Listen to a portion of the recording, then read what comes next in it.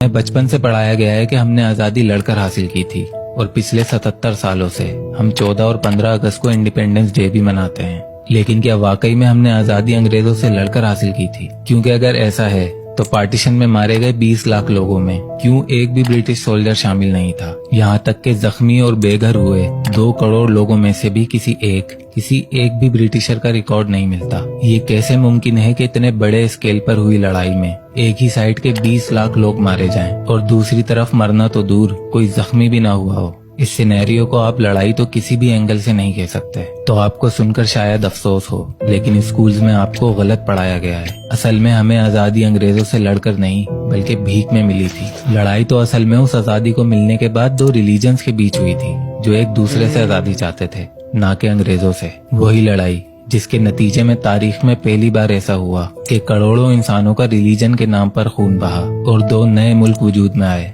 अगर ऐसा कहीं किसी वेस्टर्न कंट्री में हुआ होता तो आज वहाँ पर इसे ब्लैक डे के तौर पर मनाया जाता, इंडिपेंडेंस डे के तौर पर नहीं।